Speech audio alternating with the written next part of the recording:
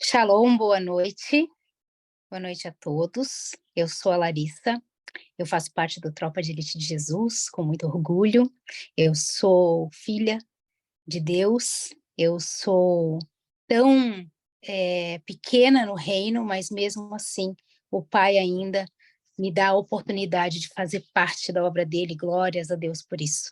E eu queria convidar você que está assistindo pelo YouTube a assistir mais vídeos do Tropa, né? Tem muita coisa, tem muito conteúdo, tem o Tropa Jovens, muitos vídeos dos próprios jovens ministrando, tem o Tropa das crianças, tem Homens do Tropa, tem muitos vídeos no YouTube com conteúdo incrível, riquíssimo, para acrescentar ainda mais na sua vida. Vem participar conosco também das nossas reuniões pelo Zoom, né?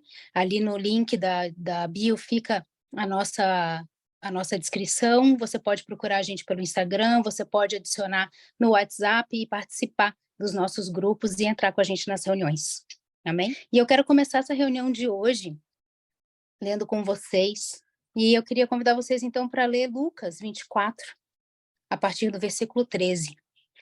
Lucas 24, a partir do versículo 13, eu vou ler aqui na minha Bíblia, que a versão NVI fala assim: naquele mesmo dia, 2 deles estavam indo para um povoado chamado Emaús, a 11 quilômetros de Jerusalém.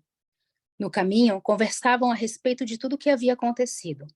Enquanto conversavam e discutiam, o próprio Jesus se aproximou e começou a caminhar com eles. Mas os olhos deles foram impedidos de reconhecê-lo. E eles lhe perguntou: sobre o que vocês estão discutindo enquanto caminham? E eles pararam com os rostos entristecidos. Um deles, chamado Cleopas, perguntou-lhe: você é o único visitante de Jerusalém que não sabe das coisas que ali acontecem nesses dias? Que coisas? Perguntou ele. O que aconteceu com Jesus de Nazaré? Responderam eles. Ele era um profeta, poderoso em palavra e em obras, diante de Deus e de todo o povo. Os chefes dos sacerdotes e as nossas autoridades o entregaram para ser condenado à morte e o crucificaram. E nós esperávamos que era ele que ia trazer a redenção de Israel. E hoje é o 3º dia desde que tudo aconteceu. Algumas das mulheres entre nós nos deram um susto hoje pela manhã. Foram de manhã bem cedo ao sepulcro e não acharam o corpo dele. Voltaram e nos contaram ter tido uma visão de anjos que disseram que ele estava vivo. Alguns dos nossos companheiros foram ao sepulcro e encontraram tudo exatamente como as mulheres haviam dito, mas não ouviram. Ele lhes disse: como vocês custam a entender, como demoram a crer em tudo que os profetas falaram? Não devia o Cristo sofrer essas coisas para entrar para a sua glória? E começando por Moisés e todos os profetas, explicou-lhe o que constava a respeito dele em todas as escrituras. Ao se aproximarem do povoado para o qual estavam indo, Jesus fez com que ia mais adiante, mas eles insistiram muito para ele: fique conosco, pois a noite já vem, o dia já está quase findando. Então ele entrou para ficar com eles. Quando estavam à mesa com ele, tomou o pão, deu graças, partiu e deu a eles. E então os olhos deles foram abertos e o reconheceram, e ele desapareceu da vista deles. Perguntaram-se um ao outro: não estava queimando o nosso coração quando ele nos falava no caminho e expunha as escrituras? Levantaram-se e voltaram imediatamente para Jerusalém. Ali encontraram os 11 que estavam com eles reunidos e que diziam: é verdade, o Senhor ressuscitou, ele apareceu para Simão. E então os 2 contaram o que tinha acontecido no caminho e como reconheceram Jesus quando ele partia o pão. Essa história, em muitas Bíblias, tem o subtítulo de No Caminho de Emaús, porque esses 2 discípulos estavam indo para Emaús, depois do que tinha acontecido, né? Jesus já tinha sido crucificado, eles estavam ali esperando que alguma coisa acontecesse, e resolveram que não valia mais a pena esperar, porque para eles já tinha dado tempo e não tinha acontecido nada, então resolveram seguir os seus caminhos. Eu queria trazer com vocês aqui algumas reflexões que esse episódio me trouxe, E essa história, ela fala sobre duas pessoas que tiveram um encontro com um Jesus ressurreto. Jesus tinha ressuscitado ali e apareceu para ele. O texto fala que esses dois discípulos eram seguidores de Jesus, mas não faziam parte daqueles 11 mais próximos, né? Não eram daqueles 12 discípulos que Jesus havia escolhido, eram outros dois, assim como eu e como vocês. Eles eram seguidores que criam em Jesus e decidiram caminhar pelos caminhos do ensinamento de Jesus. Jesus foi ao encontro dele enquanto eles caminhavam. Só que, veja, eles caminhavam num caminho errado. O caminho que Jesus encontra eles era o caminho para onde eles não deveriam estar se movendo. Eles estavam, apesar de crerem em Jesus, apesar de terem andado com Jesus, estavam andando para o lado errado, eles estavam perdidos. Eles estavam indo para Emaús.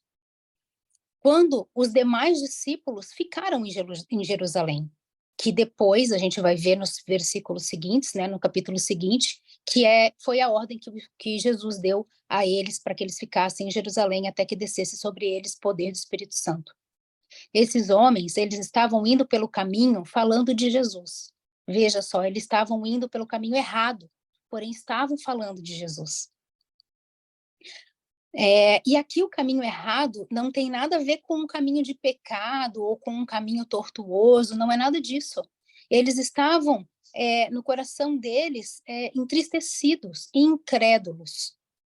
Isso já é um caminho errado, né? Quando a gente deixa a incredulidade tomar conta do nosso coração, a gente já está entrando por um caminho errado.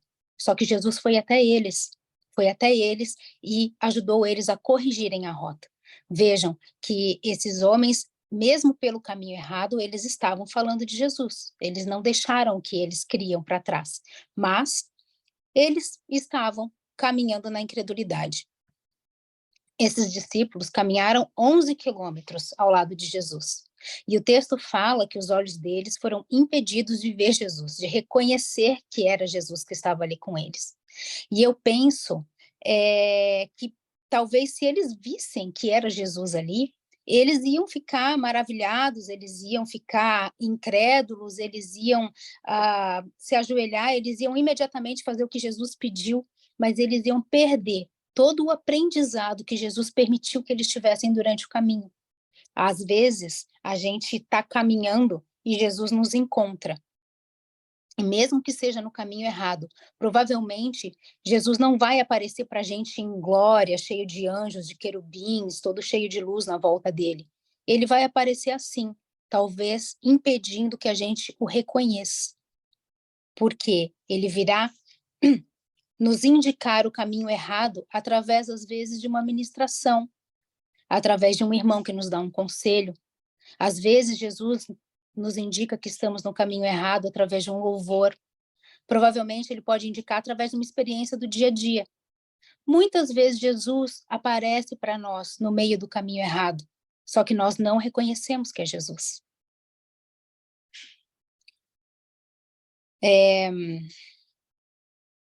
Provavelmente, a gente não reconheça num primeiro momento. A verdade é que Jesus nunca nos abandona, mas às vezes nós somos impedidos de reconhecê-lo para que a gente não jogue fora todo o processo.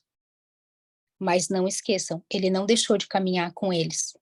Em nenhum momento, ele foi até o final da caminhada com eles. Jesus não deixa de caminhar com a gente. E a Sofia acabou de cantar isso.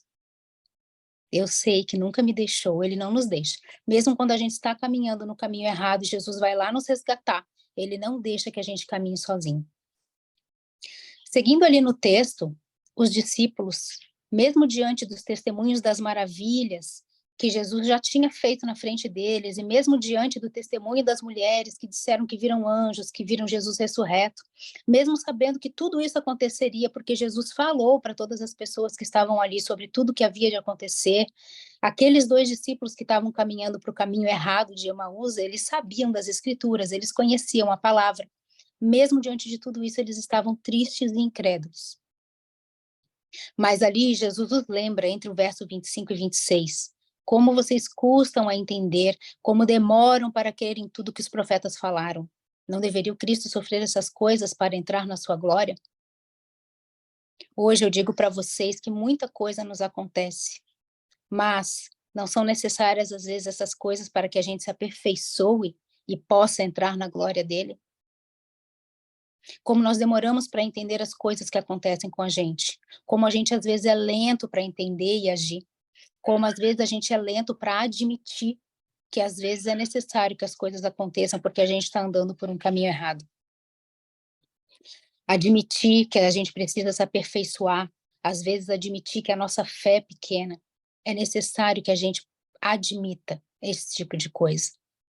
A Escritura nos diz que nós deveríamos ser humildes no viver e abastados em fé, mas geralmente a gente acaba fazendo totalmente ao contrário durante a nossa vida. Nós nos abastamos de viver, nós queremos viver cada dia mais, nós queremos que o nosso dia renda, nós queremos fazer muita coisa, nós queremos trabalhar, estudar e fazer, passear e curtir os amigos e fazer muita coisa. Mas quantas dessas coisas nós fazemos dedicadas a Jesus? Nós devemos nos abastar de fé, sermos abastados de fé, nos abastecer disso no dia a dia. Quanto do nosso dia a dia a gente dedica a Jesus?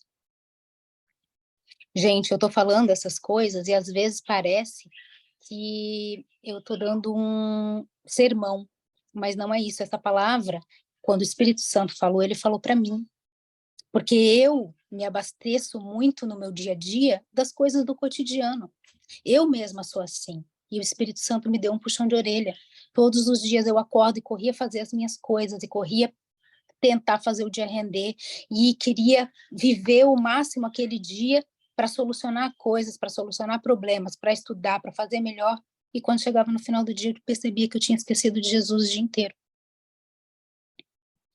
A história nos fala que Jesus, então, começando por Moisés e por todos os profetas, explica para eles o que contava a respeito do próprio Jesus em todas as escrituras. Vejam, Jesus ali faz uma exposição das escrituras sagradas, e durante o caminho, na companhia de Jesus, esses discípulos foram ouvindo sobre a Bíblia. Sabe o que fala lá em Romanos 10:17? Consequentemente, a fé vem por ouvir a mensagem, e a mensagem é ouvida mediante a palavra de Cristo. Se a gente se abastece de fé, se a gente se abastece da palavra de Deus durante o nosso dia, nós não caminhamos no caminho da incredulidade. Se nós nos dedicamos a ler as escrituras, mesmo que seja um pouquinho por dia, não estou falando que a gente precisa ler um capítulo por dia, 2 capítulos por dia, não. Ler um pouco das escrituras e meditar nela dia após dia, a gente consegue que o nosso tanque de fé fique cheio o suficiente para que a gente possa viver aquele dia transbordando também na vida dos outros. Ler as escrituras, e aqui a gente fala, né, o texto fala, ouvir a mensagem, né, a fé vem pelo ouvir. A fé vem pelo ouvir, porque naquela época nem todos tinham contato com as escrituras, né? Era preciso ir lá no templo e ouvir o que os rabinos estavam lendo. Mas a fé vem pela palavra de Deus. E a palavra de Deus hoje é nossa, está na nossa mão. Cada um de vocês tem uma Bíblia, né? Cada um de vocês tem, pelo menos no aplicativo do celular, uma Bíblia. Então, nós temos acesso à palavra de Deus. Nós temos condição de acessar a fé, de ter acesso à fé. A nossa fé é pequena, a nossa fé é muito pequena. Eu digo isso para vocês quando toda vez, por exemplo, que a minha filha fica doente, eu primeiro vou pegar um remédio para depois buscar a Deus, orar ou fazer qualquer coisa nesse sentido. Hoje eu estou mudando um pouco, porque, claro, não estou dizendo que não seja necessário o remédio, mas é necessário ter fé. Só o remédio não adianta. É necessário ter fé, dia após dia. Os discípulos estavam tristes e sem fé, porque o Redentor havia, eles não tinham visto ele ressuscitado. Eles estavam sem fé porque eles achavam que o Redentor traria redenção para Israel, mas eles não viram Jesus fazer isso naquele momento. Então, com a exposição das Escrituras, falando para eles sobre o que estava escrito, Jesus curou a incredulidade deles, dando um chá de Escritura Sagrada ali naqueles 11 quilômetros que eles foram escutando Jesus falar. E o texto segue. Quando estava à mesa com eles, tomou o pão deu graças, partiu e deu a eles. Então os olhos deles foram abertos e o reconheceram, e ele desapareceu das vistas deles. Perguntaram-se um ao outro: não estava queimando o nosso coração quando ele nos falava no caminho e expunha as escrituras? Vejam vocês como a exposição às escrituras sagradas e a comunhão com o Espírito Santo fazem com que as escamas dos olhos se abram, caiam.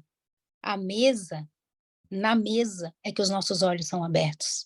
É na mesa que Cristo é revelado. É ali na mesa que Cristo é revelado. É na mesa, é diante das escrituras que a gente consegue ter uma aproximação de Jesus Cristo e uma comunhão com ele. Jesus ressurreto se faz presente conosco e a exposição das escrituras deve arder no nosso coração. Hoje, não estamos com ele aqui ressurreto. Lá os discípulos estavam com ele de carne, ele pegou o pão e partiu. Aqui vocês não vão ter Jesus na sua frente partindo o pão, mas ele nos deixou o Espírito Santo para fazer isso conosco.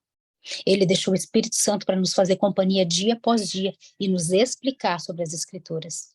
Se a gente lê a Bíblia como um livro qualquer, se a gente lê a Bíblia como se fosse uma história de ficção, nós não vamos provavelmente ser mudados. Mas se nós permitirmos que o Espírito Santo exponha as escrituras para nós, assim como Jesus fez para aqueles discípulos, então, com o nosso coração aberto, a gente vai conseguir alcançar um entendimento maior das escrituras. As escrituras, elas devem mexer conosco, elas devem ir no profundo da nossa alma, devem deixar queimando o nosso coração. Se você algum dia já chorou lendo a Bíblia, você está no caminho certo. Se você algum dia já leu a Bíblia e se viu emocionado, não pare. Siga nesse caminho, porque você está indo pelo caminho certo. Esses discípulos, eles estavam frustrados, porque para eles o projeto de redenção de Israel havia falhado. Eles não viam como aquilo poderia acontecer depois de Jesus morto.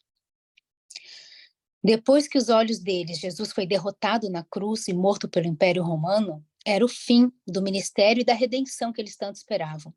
Mas, com a ressurreição de Jesus e com o poder de Deus, que faz vencer a morte e ressuscitar em corpo vivo, que caminha com eles e que partilha com eles o pão, e então o entendimento deles se abre para o verdadeiro plano perfeito de Deus.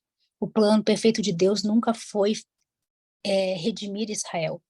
O plano perfeito de Deus nunca foi salvar Israel dos romanos.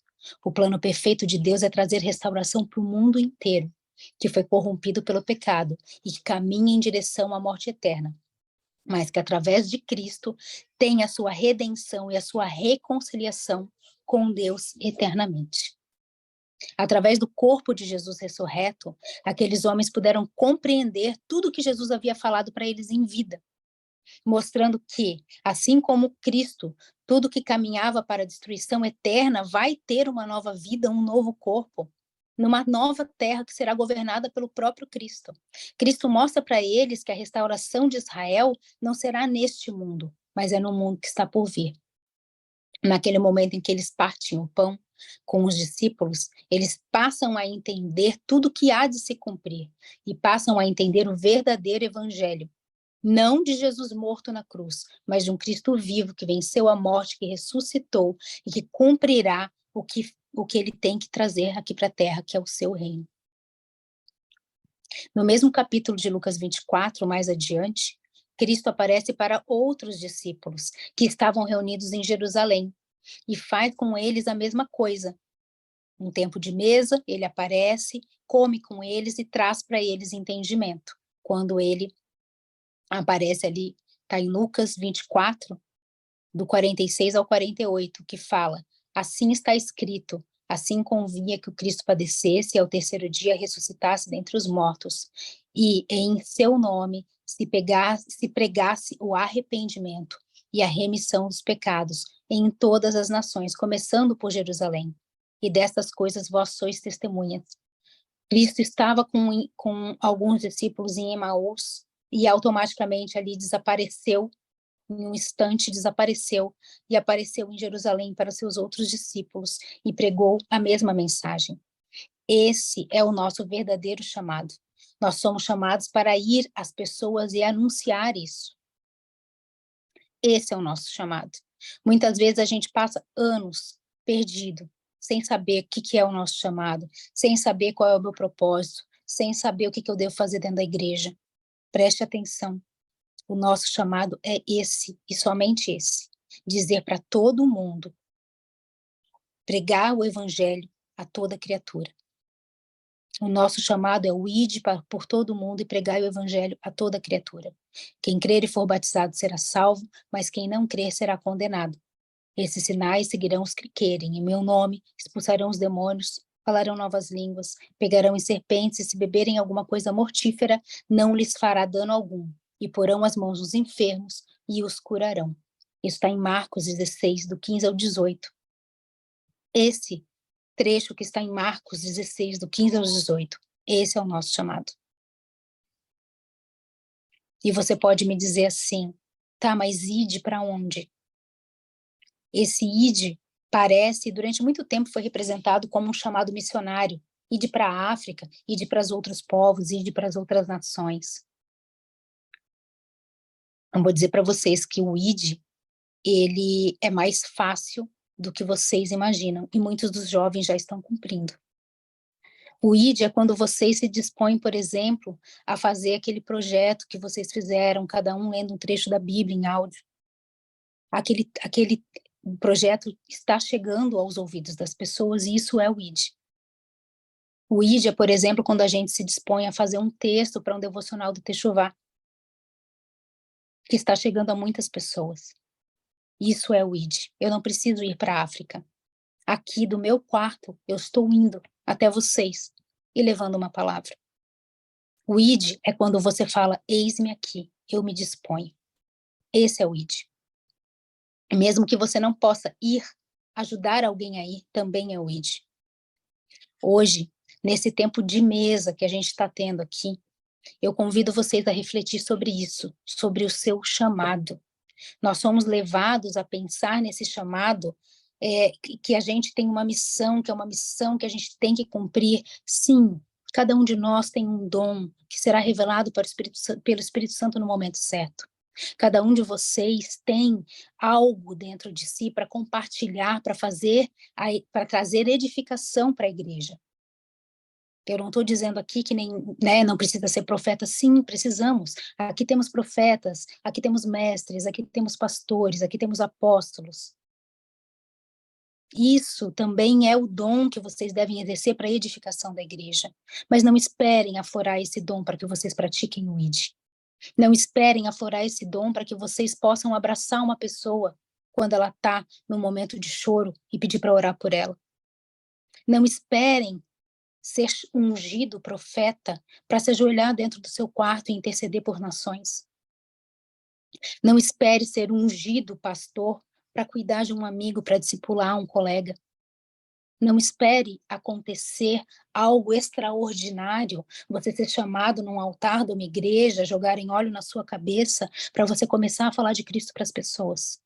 O ID é você dizer, Cristo, eis-me aqui. O que eu posso fazer por você hoje? Todo dia de manhã. Todo dia de manhã, Senhor, eu agradeço pelo dia, obrigado pela vida. E me diga, Pai, o que eu posso fazer por você hoje? Com certeza o Senhor vai te enviar alguém na fila do pão, na hora do recreio na escola, algum colega vai te mandar uma mensagem. Eu estou praticando o ID na minha casa, eu estou discipulando a minha mãe. A minha mãe fala que não consegue entender a Bíblia. Ela não consegue entender a Bíblia, ela acha muito complicada. Ela sempre fala assim, Jesus podia resumir isso aqui, podia facilitar isso aqui, porque ela ainda não pediu, ela ainda não consegue ter o discernimento ali, pedindo para o Espírito Santo ajudar ela a decifrar o que fala na Bíblia. E eu me dispus e falei, não, mãe, vem cá, eu vou te ajudar, vamos fazer um discipulado. Meu ID está sendo dentro da minha casa, com a minha família. E não sou menor do que aquele missionário que está indo para a África, não. Porque é para isso que Jesus me chamou. E eu falei, eis-me aqui. Então, toda vez que vocês tiverem a oportunidade, não percam. Não percam. Sabe por quê? Porque a graça redentora do Senhor não nos dá só salvação.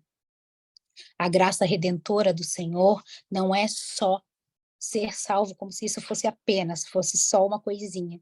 Mas ela não nos dá só a salvação, ela nos dá a reconciliação e a oportunidade da gente ter relacionamento com o Senhor. A graça nos concede termos o Espírito Santo como companheiro, para que a gente possa entender as Escrituras e ajudar as outras pessoas a entender as Escrituras. A graça nos permite participar da obra de Deus, porque Ele não precisa que a gente faça isso. Deus não precisa em nenhum momento que eu esteja aqui falando para vocês, Ele levantava uma pedra se fosse preciso. Mas Ele permitiu que eu estivesse aqui hoje falando isso para vocês. E eu sou extremamente grata ao meu Senhor. Extremamente grata ao meu Senhor. Como eu fico feliz toda vez que Ele me chama para falar. Porque uma vez Ele me chamou e eu disse não. Uma vez Ele me chamou e eu falei não. E eu me envergonhei tanto, o Espírito Santo me consternou tanto diante daquilo, que eu disse, Senhor, a menos que seja algo que me impeça muito grandemente, toda vez que o Senhor me chamar, eu vou falar. Toda vez que o Senhor me chamar, eu vou falar de ti. E sabe por que isso? Porque Deus já tem tudo pronto. Mas Ele quer nos ensinar. Porque no reino, quando a gente estiver reinando com Cristo, a gente não vai estar ensinando. A gente não vai estar sendo ensinado. A gente vai estar ensinando. Quando nós formos chamados, quando o reino de Cristo vier e nós formos chamados para reinar com Cristo, nesse momento, nós vamos ser quem vai ensinar aqueles pequenos que ainda não tiverem aprendido. Nós vamos governar com Cristo. Vocês já pensaram nisso? Mas para ser governante com Cristo hoje, eu preciso ser obediente a Ele, nessa hierarquia. Eu vejo isso às vezes quando eu vejo a minha filha ajudando meu marido a limpar o quintal. Eu já ilustrei isso aqui uma vez para o Tropa. A minha filha, às vezes, quando a gente vai varrer o quintal e limpar o quintal, ela vai lá, ela tem 2 anos e meio. Vocês acham que ela ajuda alguma coisa, gente? Ela ajuda em nada. No final, o quintal, quem varre, quem limpa somos nós, eu e meu marido. Mas ela fica tão feliz que ela está ali ajudando, ela fica tão feliz e nós ficamos ainda mais felizes, porque a gente está ensinando e ela está aprendendo, ela está crescendo vendo aquilo. Então, toda vez que acontece isso, eu me lembro, né? Eu imagino como Deus fica feliz de ver que a gente, mesmo errando, está tentando fazer. De ver que a gente, mesmo atrapalhado, mesmo às vezes atrapalhando mais do que ajudando, a gente ainda está tentando. Como ele, como um pai, deve ficar feliz conosco quando a gente está fazendo. Então, não percam a oportunidade. Amém? Depois de conhecer a Jesus, a gente quer apresentar ele para todos. Esse deve ser o desejo ardente do nosso coração. Porque a graça é ilimitada e ele quer alcançar todos. Então, sempre estejam dispostos para ser instrumento de Deus. Amém? Era isso que eu tinha para falar para vocês hoje.